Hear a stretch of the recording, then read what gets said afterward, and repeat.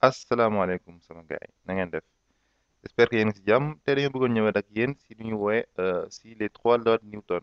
Donc jot nañ fi gis d'abord la première loi de Newton qui dit que dans un référentiel galiléen, une sorte de définition mais en même temps de théorème, dans un référentiel galiléen, si le système est isolé ou pseudo-isolé, c'est-à-dire que la somme des forces extérieures qui s'appliquent au système est nulle, alors dans ce cas, hein, en mécanique du point, bien sûr, la vitesse la vitesse du centre de gravité est une constante. Ce qui veut dire quoi? Ça veut dire que le système est en mouvement rectiligne uniforme. Mais attention, c'est en mécanique du point. D'accord? Donc, te dañuy bëgg gis la mooy la seconde loi de Newton. Mooy dans un référentiel galiléen, on a la somme des forces extérieures qui s'appliquent au système. Donc, leur somme est égale à m étant la masse du système, fois A étant l'accélération du point G étant le centre de gravité du système. Donc, c'est une relation fondamentale, d'accord? Toute la physique classique se construit à partir de cette relation-là. Donc, c'est une relation fondamentale. Donc, à retenir, bon, un système dans un référentiel galiléen, ou supposé galiléen, bon, un système, dañuy jël inventaire des forces. Na mooy inventaire des forces? Inventaire des forces mooy nga jéem a retrouver toutes les forces qui s'appliquent au système. OK? Alors, Monsieur Newton te dit que dans ce cas-là, si le référentiel est galiléen, OK? Dans ce cas-là, boo jëlee somme boo jëlee force yu appliquées sur le système bi yëpp et que tu fasses la somme, tu vas retrouver M fois AG.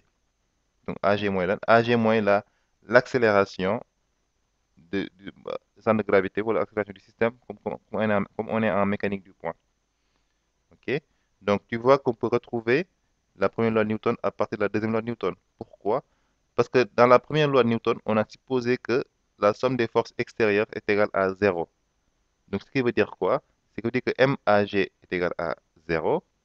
Et du coup, comme AG moins dérivé VG, donc AG, donc VG est égal à constante. OK? Donc, on va faire un petit exemple pour montrer non utiliser relation bi. Donc, on va considérer une balle, on est dans le système, on va considérer une balle de tennis, bu nekk nii. Donc, on dit à t égale à 0, dañuy bàyyi balle bi sans vitesse initiale. OK? Loolu la ñu woowee mouvement de chute libre. Donc lii mooy système bi, lii mooy suñu système. Donc, système balle de tennis, c'est la balle de tennis. Voilà. OK. Donc, inventaire des forces. Des forces. À chaque fois qu'il y a un système dans le référentiel terrestre, il est soumis au poids. Donc, on va le noter P avec une flèche, bien sûr. Voilà. OK? Donc, on va le représenter comme ça. Sachant que le poids est toujours vertical, avec une couleur bizarre. Voilà. Comme ça. Il est toujours vertical, dirigé vers le centre de la Terre. OK? Donc, on va prendre comme repère celui-là. On va dire que du moins O, du moins le point O, du moins le point d'abscisse H. Donc ce sont les X. On va dire que ce sont les Z, ce qui est plus naturel. Donc on va prendre comme référentiel terrestre. Donc référentiel donc terrestre supposé galiléen. C'est très important. On a déjà vu que le référentiel terrestre n'est pas galiléen, mais pour les expériences qu'on fait, on peut le supposer galiléen. Donc là, on le suppose galiléen. Donc, on pourra appliquer la seconde loi de Newton. Ce qui veut dire quoi?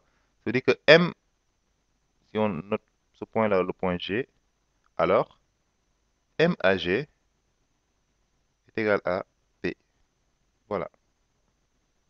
OK? Donc, c'est le mouvement de chute libre. M à G est égal à P.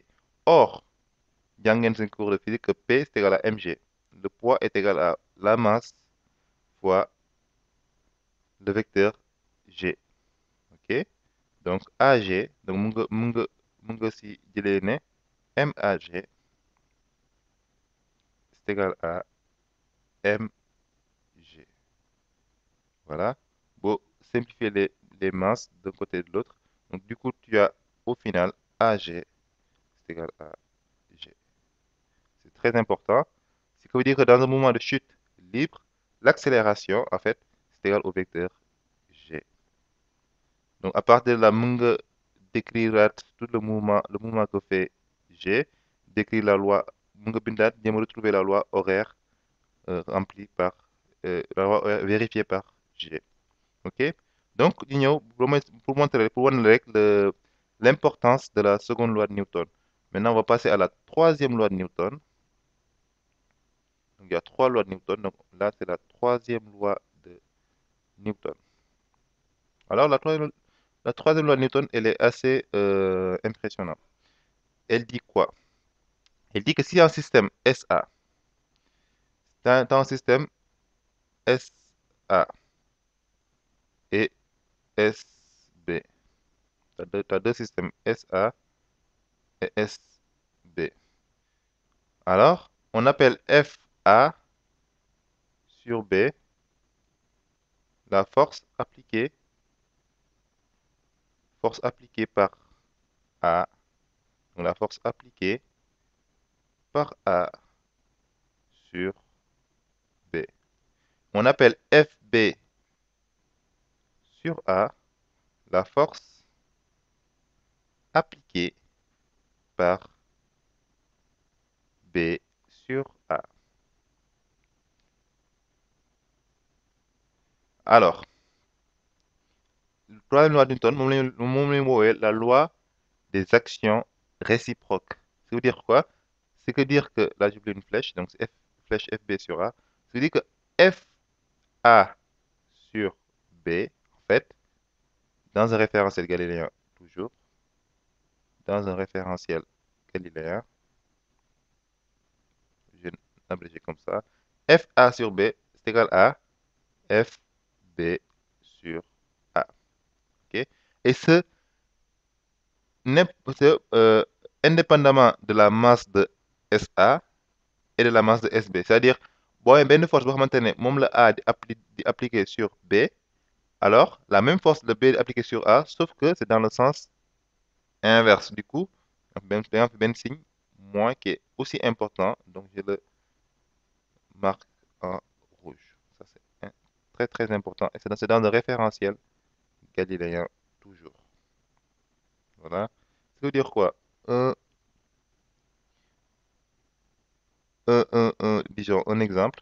On va prendre par exemple, un système bu mag, on va dire benn système bu mag, par exemple, je sais pas, bu ñu jëlee par exemple, disons, on conseille fi Balla Gaye 2 mu taxaw fi par exemple. Balla Gaye 2 ak benn ak man mi moom la cax mi Balla Gaye moom ëpp. Balla Gaye bu mu dóoree benn coup mu nekk point A B, bu mu dóoree benn coup F, bu mu appliqué benn force F de A sur B. Alors, dans ce cas, F de A sur B, man aussi dama koy appliquer même force bi, même si même je suis passif, dama koy appliquer même force F de B sur A, sauf que c'est dans le sens inverse. Ça veut dire quoi? Ça veut dire que F de A sur B, c'est égal à moins F de B sur A. Ça aussi, ça peut être très, très, très, très utile. On va largement réutiliser dans des exercices à venir. Donc voilà, tey li lañ bëggoon indil sur les trois lois de Newton. Donc am na première loi de Newton, on l'a déjà vu. Deuxième loi de Newton et troisième loi de Newton. Jaa ngeen jëf ba beneen.